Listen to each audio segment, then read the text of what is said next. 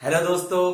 आज की क्लास बहुत इंपॉर्टेंट होने वाली है क्योंकि आज की क्लास में मैं आपको एक ऐसी थ्योरम पढ़ाने वाला हूं जो हर चैप्टर में कहीं ना किसी डेरिवेशन में यूज होती है और न्यूमेरिकल तो इस पे इतना बनता है।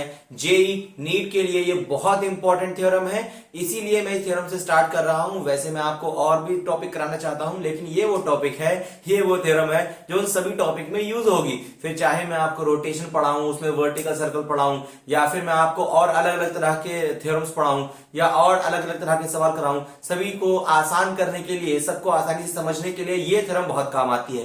तो चलिए इस थ्योरम को स्टार्ट करते हैं और इस थ्योरम को कराते कराते ही मैं आपको इस थ्योरम के बारे में बात भी करूंगा। Sir work energy theorem proof कैसे होती है? बहुत आसान है sir. Motion, equation of motion याद कीजिए, v square equals u square plus 2as। ये इक्वेशन आपको पढ़ाई गई थी, ठीक है सर। सर मेरा मन कर रहा है कि मैं इस इक्वेशन को m से मल्टीप्लाई कर दूं। अरे कर दो ना यार। तो m we square equals to m u square plus 2m_as। Sir मेरा मन कर रहा है कि पूरी इक्वेशन को मैं 2 से डिवाइड कर डालूं। कर दो ना यार। तो half M we square is equals to half m u square plus m_as। 2 यहां आया, 2 यहां आया, यहां 2 जैसी आया, 2 से 2 कट गया। Sir m a, sir mass into acceleration. Sir ये तो फोर्स होता है। हाँ सर फोर्स होता है। Sir half M we square, ये भी कुछ जाने पहचाने चीज लग रही है। सर ये तो काइनेटिक एनर्जी है, काइनेटिक एनर्जी। और ये भी सर, ये भी काइनेटिक एनर्जी है, बट ये इनिशियल वेलोसिटी है तो इनिशियल काइनेटिक एनर्जी, ये फाइनल वेलोसिटी है तो ये final kinetic energy, plus mass into acceleration is force, Newton second law of motion into displacement. अगर मैं के आई को इक्वल के उधर भेज दूंगा तो यहां आएगा के F plus K I, sorry K F minus के I is equal to force into displacement. दुनिया जानती है कि जब भी फोर्स को डिस्प्लेसमेंट से मल्टीप्लाई करते हैं आता है वर्क डन। क्या आता है? Work done. तो आप कह सकते हैं कि work done is equal to k F minus के आई। वर्क डन है, इसे मैं नेट वर्क डन लिख देता हूं प्यार से, नेट वर्क डन। तो ये है वर्क एनर्जी थ्योरम की इक्वेशन। तो यहीं से आएगी वर्क एनर्जी थ्योरम की पूरी डेफिनेशन, यानी the net work done on a body. क्या? Net work done on a body. फिर से बोल, net work done on a body is equal to the change in kinetic energy, final minus initial. Change क्या होता है? तेरे पास 100 रुपए थे, तू मेरे पास आया, मैंने तुझे 100 रुपए और दे दिए, टोटल कितना हो गया? 200। कितने का चेंज आया? 100 का। सिंपल है ना? तो ये है चेंज, फाइनल 200, इनिशियल 100। कितने का चेंज? 100 का। तो वर्क डन, ये है definition, net work done on a body is equal to the total change in kinetic energy. फिर से बोल, work done on a body is equal to the total change in kinetic energy. ये था पहला हिस्सा of work energy theorem. चलिए दोस्तों, अब इसका सेकंड सेगमेंट करते हैं जिसमें मैं आपको सिखाऊंगा कि कैसे वर्क एनर्जी थ्योरम को देखते हैं, वर्क एनर्जी थ्योरम को सीखने का, समझने का सही तरीका क्या है। तो उसके लिए मैं आपके सामने एक प्रॉब्लम लेता हूं। चलिए मैं एक प्रॉब्लम लेता हूं, मैं लेता हूं प्रॉब्लम तो बहुत है सर, बहुत ज्यादा प्रॉब्लम है। फिजिक्स समझ में ही नहीं आती है। अरे ऐसे कैसे समझ में नहीं आती है? बहुत आसान है फिजिक्स। फिजिक्स को समझने के लिए पहली बार में ही इसे सही नजर से देखना होगा। आपने अगर पहली बार में इसे किसी तरीके से देख लिया तो आपके दिमाग में धुंधले धुंधले ख्याल बन जाएंगे फिजिक्स को लेकर, और जब आप किसी सही तरीके से सीखने जाओगे तब आपका दिमाग काम नहीं करेगा। आपका दिमाग बोलेगा कि वो सर ने तो ये बोला था। आप जब मुझसे पढ़ रहे हो तो भूल जाइए आपने इससे पहले कभी वर्क एनर्जी थ्योरम पढ़ी है। बस आप इसी तरीके से पढ़िए और देखिए आपसे न्यूमेरिकल ना बने तो मैं कहता हूं जेई का सवाल उठा के ला, कमेंट बॉक्स में जेई का सवाल डाल, मैं तुझे करा के दिखाऊंगा। मेरी गारंटी है कि सवाल तुमसे बनेगा। मेरा काम है ये कि तुमसे सवाल बने। चलिए दोस्तों, इसको मैं अप्लाई करना सिखाता हूं। सर मैंने एक ब्लॉक ले लेता हूं, मैं क्या करता हूं ना सर, मैं एक ब्लॉक ले लेता हूं। ठीक है, ब्लॉक ले लो सर, ब्लॉक का मास m ले लेता हूं सर, ले लो सर। एक काम करता हूं सर, इस ब्लॉक को स्प्रिंग से कनेक्ट कर देता हूं। कर दूं सर? बिल्कुल कर दो सर। स्प्रिंग का स्प्रिंग कांस्टेंट है के। Okay sir. सर मैं इस ब्लॉक पे एक्सटर्नल फोर्स को ही लगा देता हूं। लगा दो सर, कोई टेंशन नहीं है, मैं सभी तरह के फोर्स इस पे लगा दूंगा। मुझे वर्क एनर्जी थ्योरम लगानी है। अब वर्क एनर्जी थ्योरम जब लगेगी किसी सवाल में, तो उस सवाल में क्या पता कौन कौन सा फोर्स हो, कौन सा फोर्स ना हो, तो मैं तो सभी फोर्स लेके देख लूंगा किस तरीके से वर्क एनर्जी थ्योरम लगती है। और उसके बाद जब सवाल आएगा तो मुझे सोचने की जरूरत नहीं है कि सर मैंने वर्क एनर्जी थ्योरम कंजर्वेटिव के लिए पढ़ी है, नॉन कंजर्वेटिव फोर्स आ गया तो क्या होगा, सोचने की जरूरत नहीं है। बस सर जो करा रहा है वो करो। एक्सटर्नल फोर्स लगाया सर, स्प्रिंग फोर्स लगाया सर, मान लीजिए कि यहाँ फ्रिक्शन भी है, तो अगर ये ब्लॉक ऊपर जा रहा है विद सम एक्सेलरेशन ए किसी भी वजह से, तो जाहिर है कि इसमें फ्रिक्शन लगेगा डाउनवर्ड, फ्रिक्शन लगेगा डाउनवर्ड। ओके सर, आपने एक्सटर्नल फोर्स ले लिया सर, आपने फ्रिक्शन फोर्स ले लिया सर, आपने स्प्रिंग फोर्स भी ले लिया क्योंकि स्प्रिंग भी फोर्स लगाएगा सर, इसका कुछ वेट भी होगा डाउनवर्ड, हाँ ग्रेविटेशनल फोर्स होगा ना, तो सर आपने वो भी ले लिया सर, वो भी ले लिया। एक तरह का और फोर्स है वो भी काउंट कर लो, सभी के सभी फोर्स काउंट कर लो। जब हमारे कभी भी सवाल बनाने का वक्त आएगा तो हमें टेंशन ही ना हो। तो ठीक है सर, अगर मैं ये पूरी स्टडी एक ऐसी लिफ्ट में बैठ के कर रहा हूं, मेरी लिफ्ट बहुत आवाज करती है, तो एक ऐसी लिफ्ट में बैठ के कर रहा हूं मैं study which is moving with some acceleration a nought, which is moving with some acceleration a nought. Sir a nought acceleration से ये लिफ्ट मूव कर रही है और इसके अंदर मैं बैठा हुआ हूं, और मैं अगर एक ऐसे फ्रेम में बैठा हूं which is moving with some acceleration, यानी मैं क्या हूं, मैं हूं नॉन कंजर्वेटिव फोर्स में, सॉरी मैं हूं नॉन इनर्शियल फ्रेम में। और नॉन इनर्शियल फ्रेम में न्यूटन्स लॉ ऑफ मोशन तब तक नहीं लगता है जब तक आप सूडो फोर्स को काउंट ना कर लो। सूडो फोर्स की वीडियो मैंने बनाई है, सूडो फोर्स का मैग्नीट्यूड बताया है, सूडो फोर्स की डायरेक्शन बताई है। तो चलिए दोस्तों, यहां समझ में आता है मुझे कि अगर मैं इस बॉडी पर लिख दूं नेट फोर्स एफ नेट, तो लिखेंगे आप m a, F net equals to m a, F net equals to m a. Net force on this body is equals to mass of this body and acceleration of this body. Sir net force में कौन कौन सा force आएगा? Sir देखिए ना, आपने कौन कौन सा फोर्स लगाया है, देखिए मैंने कौन कौन सा फोर्स लगाया है। सबसे पहले मैंने फोर्स लगाया है एक्सटर्नल फोर्स, कौन सा, एक्सटर्नल फोर्स। फिर मैंने फोर्स लगाया है ग्रेविटेशनल फोर्स, इसका वेट होगा ना डाउनवर्ड, एनजी, ठीक है सर। उसके बाद लगाया आपने स्प्रिंग फोर्स भी लगाया, कोई बात नहीं सर। उसके बाद आपने लगाया फ्रिक्शन फोर्स भी होगा, कोई बात नहीं सर, होने दो फ्रिक्शन फोर्स। फिर आपने कौन सा लगाया सर, सूडो फोर्स भी तो लगाना पड़ेगा ना, अरे लगा दो force, force of pseudo is equal to mass into acceleration. Sir ये एक्सेलरेशन ऐसे रहने दे क्या, नहीं, अगर याद करो आपको एक्सेलरेशन होता था डीवी अपॉन dt। मैं एक काम करता हूं सर, इस पूरी इक्वेशन को dx से मल्टीप्लाई dx से डिवाइड कर दूंगा। क्या करूंगा, dx से मल्टीप्लाई dx से डिवाइड कर दूंगा। अब अगर ध्यान से देखूं तो ये dx अपॉन dt ये है वेलोसिटी v, क्योंकि dx अपॉन dt क्या होता है, वेलोसिटी। सर आपने बताया था dx upon dt is equals to velocity, तो ये हो जाएगा वेलोसिटी बचा dv बाय dx। तो इस एक्सेलरेशन की जगह लिख दूंगा v dv अपॉन dx। अब dx है डिवाइड में, इक्वल को उधर भेजूंगा, मल्टीप्लाई में जाएगा, तब यहां पे आएगा कि sir external force, sir gravitational force, sir spring force, sir friction force, sir pseudo force into dx is equal to mv dv। Sir एक काम कीजिए ना, यहाँ पे इंटीग्रेट कीजिए, क्या कीजिए, इंटीग्रेट कीजिए। सर इंटीग्रेट कर दिया जाए, जब ये dx अंदर मल्टीप्लाई करेगा तब एक एक करके सबसे मल्टीप्लाई करेगा, तो आएगा f एक्सटर्नल इंटू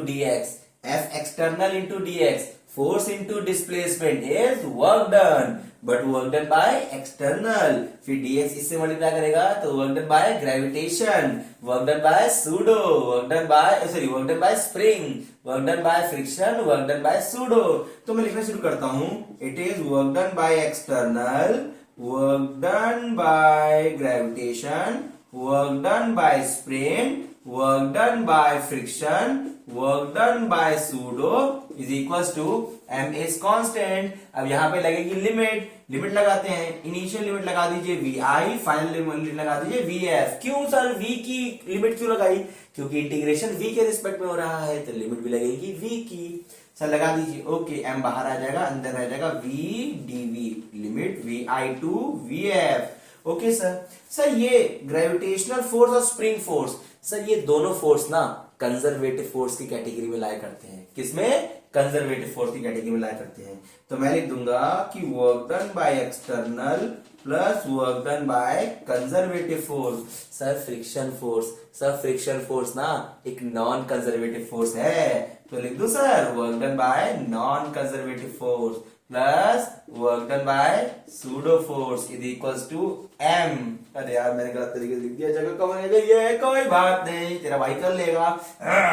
तो v का इंटीग्रेशन क्या होता है सर? होता है वी स्क्वायर बाय 2 और लिमिट लगेगी वी आई से वी एफ, वी आई से V F. Sir work done by external, sir ये work done by conservative force, इससे रिलेटेड कुछ याद आ रहा है? क्या याद आ रहा है? ये याद आ रहा है कि work done by conservative force होता है minus delta U. Minus delta U मतलब work done by conservative is equal to the negative of the change in potential energy.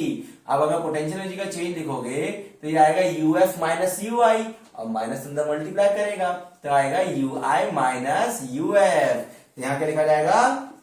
You I minus U F. यहां है work done bye, फिर मैंने गलती कर दी यार, किसने बनाया मुझे teacher, equals to M by 2, limit लगाइए, यहां लगाएंगे V F square minus V I square, V F square minus V I square. Sir एक काम कीजिए ना सर, ये यू आई और यू एफ को उधर भेज दीजिए ना। भेज दे क्या? भेज देते हैं, चलो भेज देते हैं। तो ये भेज देंगे, ये दोनों को उधर भेज देंगे।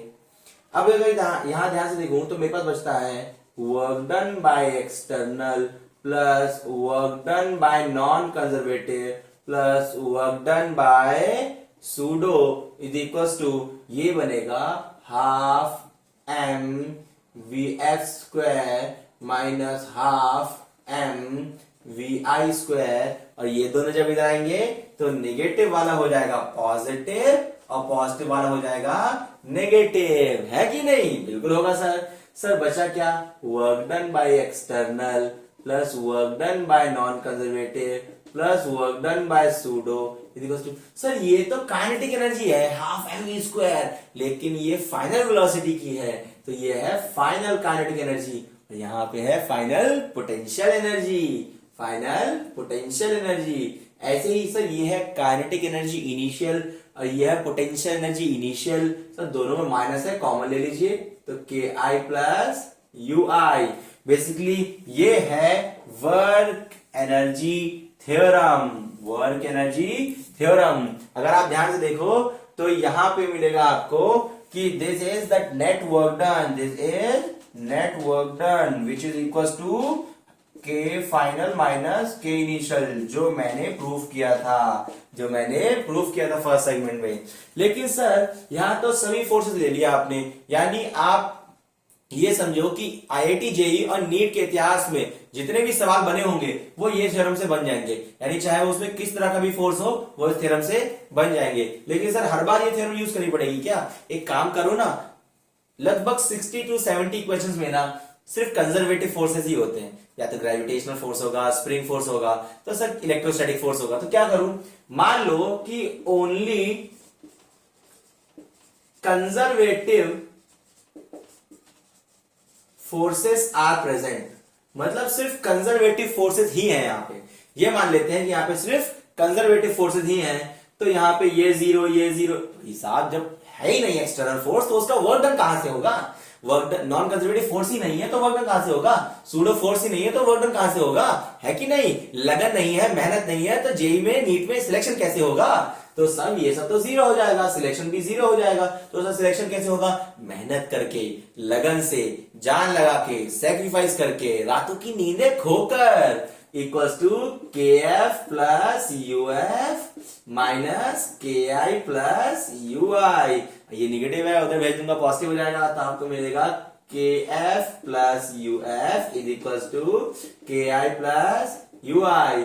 ये वो थ्योरम है जो यूज की जाती है। ये भी वर्क एनर्जी थ्योरम, ये भी वर्क एनर्जी थ्योरम। लेकिन अगर सिर्फ कंजर्वेटिव फोर्सेस होंगे आपके सवाल में तो आप ये थ्योरम यूज कर सकते हो। अगर कोई दूसरा फोर्स भी है, एक्सटर्नल है, नॉन कंजर्वेटिव है, सूडो फोर्स है, तो ये फॉर्मूला यूज करेंगे। कितना आसान है इसको समझना। देखिए आपके सामने, उतार लीजिए, स्क्रीनशॉट लीजिए और आप इसका इस्तेमाल करके इन दो थ्योरम का, अब ये तो सब ऐसी समझने के लिए था। ये दो लाइन याद रही तो हमारा हर एक सवाल बनेगा वर्क एनर्जी थ्योरम का। कीजिए ये, इसका स्क्रीनशॉट लीजिए और अगले सेगमेंट में मैं आपको न्यूमेरिकल करना सिखाता हूं। ऐसे करेंगे न्यूमेरिकल।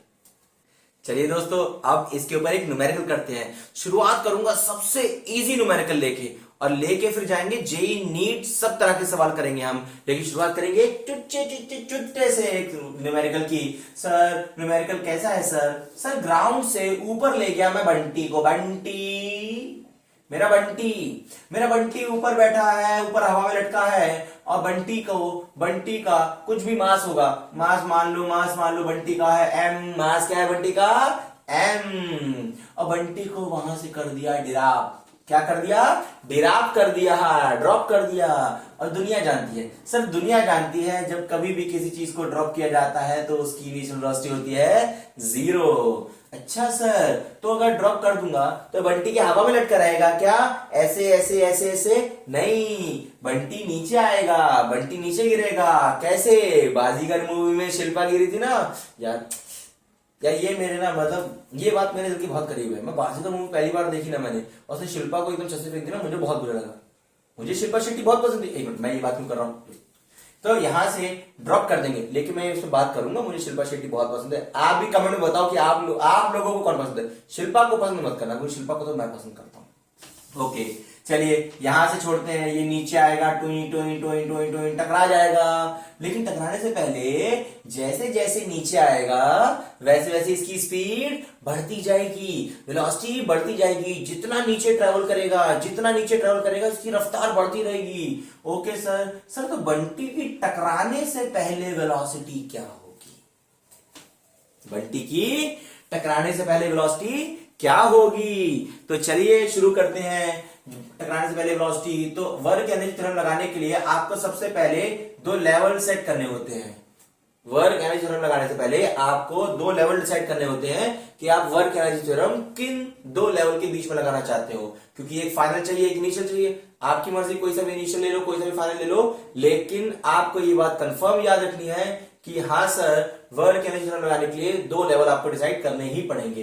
पहला लेवल ले लिया मैंने इनिशियल वाला, दूसरा फाइनल वाला। ओके, इसको कह दिया मैंने इनिशियल, इसको कह दिया फाइनल। ओके सर कोई दिक्कत नहीं है। अच्छा ये भी तो बताओ, ये कितनी हाइट से गिर रहा है? सर ये 20 मीटर 40 मीटर कितनी हाइट से गिर रहा होगा? सर h मान लेता हूं, h हाइट से गिर रहा होगा। ओके। अब मुझे बताइए, बंटी के ऊपर हमें वर्क एनर्जी थ्योरम लगानी है। बंटी पे कौन कौन सा फोर्स लग रहा है?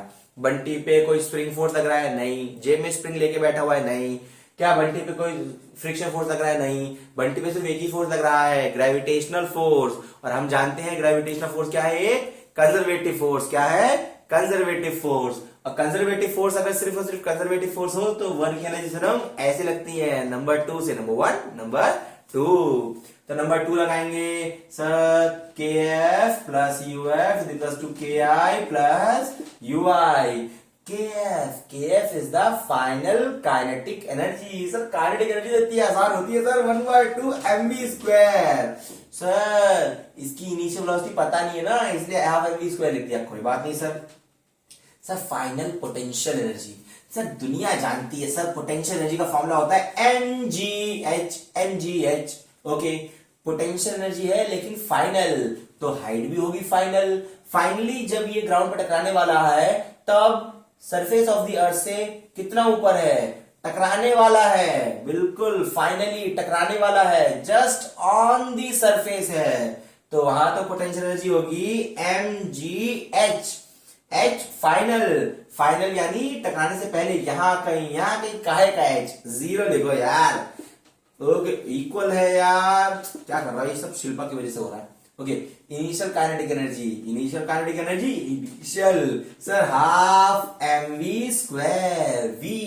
सर इनिशियल वेलोसिटी क्या थी, क्योंकि इनिशियल काइनेटिक एनर्जी के लिए इनिशियल वेलोसिटी थी 0 sir initial potential energy, sir potential energy initial हो फाइनल हो, फॉर्मूला लगेगा mgh। अगर पोटेंशियल एनर्जी इनिशियल तो हाइट भी इनिशियल कहां था, यहां था, वो सरफेस से कितना ऊपर था, h हाइट ऊपर था, तो पोटेंशियल एनर्जी लगेगी mgh। ओके सर ये तो हो गया सर हाफ mv²। सर ये हो गया 0, इसकी बात मत करो, ये हो गया 0, इसकी बात मत करो, यहां बचा mgh। सर m से m कैंसर, सर ये 2 डिवाइड में है, सर मल्टीप्लाई भेज दीजिए, तो sir v² is equal to 2gh या फिर v is equal to √2gh टकराने से पहले उसकी वेलोसिटी होगी √2gh। अगर इसका एग्जांपल ले लेते, मान लीजिए हम कहते हैं हमारा बंटी को ड्रॉप किया गया सर हमारे बंटी को ड्रॉप किया गया है कितनी हाइट से, सर 20 मीटर की हाइट से फेंका गया हमारे बंटी को सरफेस पे, तो बताइए टकराने से पहले उसकी वेलोसिटी क्या होगी। सर फॉर्मूला हमने वर्क एनर्जी में लगा दिया है 2gh √2g कितना है सर, g की वैल्यू 10 ले लीजिए, h कितना है सर, h 20 ले लीजिए, सर ये कितना हो गया 2 into 10 20 into 20 400 कितना 400 √400 का स्क्वायर रूट कितना होता है दोस्तों 20। तो velocity of the body before hitting the ground is 20 metre per second. चलिए दोस्तों एक और प्रॉब्लम लेते हैं जो बहुत आसान और बहुत सरल है, इसको समझना आसान होगा। ये उस प्रॉब्लम से थोड़ी सी एडवांस लेवल की है लेकिन आसान है, मुश्किल नहीं है। इसने कहा कि यहां पर एक स्प्रिंग है सर, एक स्प्रिंग है, स्प्रिंग कांस्टेंट है 50 न्यूटन पर मीटर, ये होता है स्प्रिंग कांस्टेंट। स्प्रिंग के ऊपर भी मैं एक पूरी की पूरी वीडियो बना के डालूंगा। ओके यहां पे एक ब्लॉक है मेरे पास जिसका मास है 2 kg, जिसके पास कुछ वेलोसिटी है 10 मीटर पर सेकेंड। कितनी वेलोसिटी है इसके पास 10 मीटर पर सेकेंड। ओके और ये ब्लॉक बहुत तेजी से स्प्रिंग से टकराने आ रहा है, छुछुक तो ट्रेन करती है, ये क्या करेगा, ये करेगा भाग मिल्खा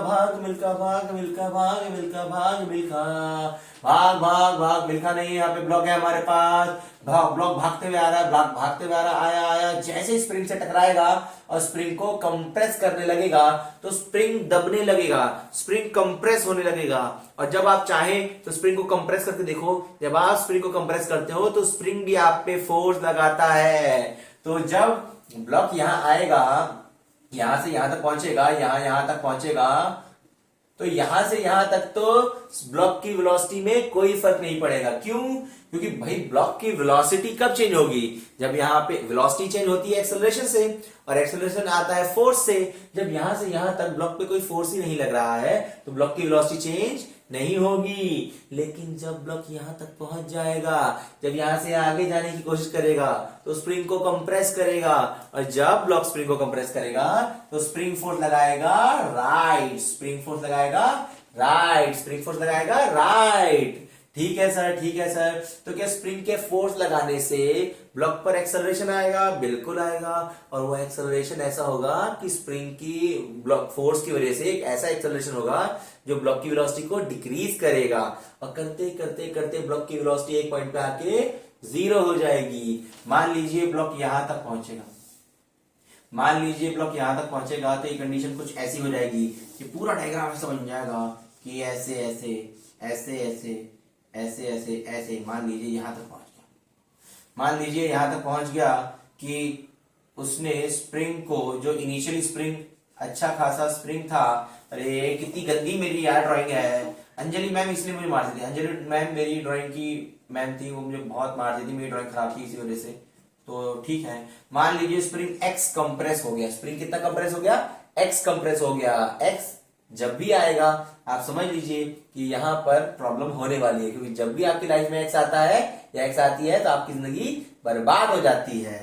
तो यहाँ पे देखिए दोस्तों, यहाँ पे एक्स अंदर आया, ओके, मुझे स्टार्ट करना है, यहाँ पे मुझे निकालना था कि ये कितना कंप्रेस हो गया। सवाल क्या है, कितना कंप्रेस हो गया। सवाल आएगा find the compression in spring. Spring में कितना कंप्रेशन आ गया, स्प्रिंग में कितना कंप्रेशन आ गया। सर फॉर्मूला, सर यहाँ फॉर्मूला कौन सा लगाऊं, वही वाला फॉर्मूला लगा दीजिए। Work done by external 0, work done by non conservative 0, work done by pseudo 0। तो सिर्फ कंजर्वेटिव फोर्स है, कंजर्वेटिव फोर्स के केस में लगाते हैं ये kf plus uf equals to ki plus ui।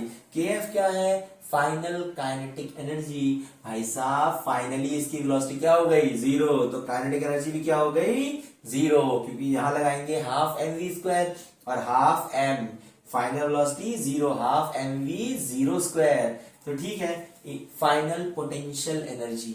अब ब्लॉक तो भैया ग्राउंड पे ही है, तो mgh तो लगने नहीं वाला, लेकिन ब्लॉक ने फाइनली स्प्रिंग को कंप्रेस कर दिया है और स्प्रिंग हो गया है कंप्रेस। और स्प्रिंग कंप्रेस होता है तो इसमें आती है पोटेंशियल एनर्जी, और स्प्रिंग की पोटेंशियल एनर्जी का, पोटेंशियल एनर्जी ऑफ स्प्रिंग का बहुत ही आसान फॉर्मूला है, वो है half kx²।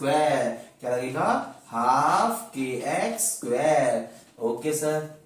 Initial kinetic energy, initially क्या ब्लॉक में वेलोसिटी थी, बिल्कुल थी सर, तो लगेगा हाफ mv²। v कितना है 10, इनिशियल वेलोसिटी है 10 प्लस यह initial potential energy. Sir block तो ग्राउंड पे है, तो उसमें तो कोई पोटेंशियल एनर्जी नहीं है, लेकिन जब ब्लॉक यहाँ था इनिशियली तब स्प्रिंग कहाँ था, स्प्रिंग तो अपनी नेचुरल लेंथ में था। स्प्रिंग जब अपनी नेचुरल लेंथ वो होती है कि जब स्प्रिंग पे कोई फोर्स ना लग रहा हो, किसी ने स्प्रिंग को दबाया नहीं है, खींचा नहीं है, ना एक्सपेंड किया है, ना ही उसे कंप्रेस किया है, तो वो अपनी नेचुरल लेंथ पे होता है। और नेचुरल लेंथ में उसमें कोई एनर्जी नहीं होती, तो एनर्जी होगी 0। तो सर यहाँ तो आया 1/2 kx² equals to 1/2 m into 10 का स्क्वायर। हाफ से हाफ कैंसिल, k की वैल्यू कितनी दी है 50, x² की वैल्यू नहीं पता। सर m की वैल्यू कितनी दी है 2, और यहाँ पे है 10 का स्क्वायर। अगर आप यहाँ ध्यान से देखो तो ये हो जाएगा x², ये 50 इसके डिवाइड में आएगा 2 इंटू 100/50। इसे कैंसिल करोगे आएगा 2 टू द 4, यानी x² इक्वल्स टू 4, तो x इक्वल्स टू 2, x की वैल्यू कितनी आई 2 मीटर। 2 मीटर कंप्रेस होगा। ये सवाल और ऐसे कई सवाल हम करेंगे, लेकिन ये है आपको सिखाने के लिए कि वर्क एनर्जी थ्योरम कैसे लगती है। वीडियो थोड़ी लंबी जरूर है, लेकिन अगर आपने पूरी देखी है, आप ठीक से समझ के चले हैं, तो आपसे वर्क एनर्जी थ्योरम का हर सवाल बनेगा। आगे आने वाली वीडियोस में मैं आपको वर्क एनर्जी थ्योरम का वो क्वेश्चन कराऊंगा जिसमें नॉन कंजर्वेटिव फोर्स भी होंगे, सूडो फोर्स भी हो सकते हैं और एक्सटर्नल फोर्स भी हो सकते हैं। तो उन वीडियो को भी जरूर देखिएगा। Thank you.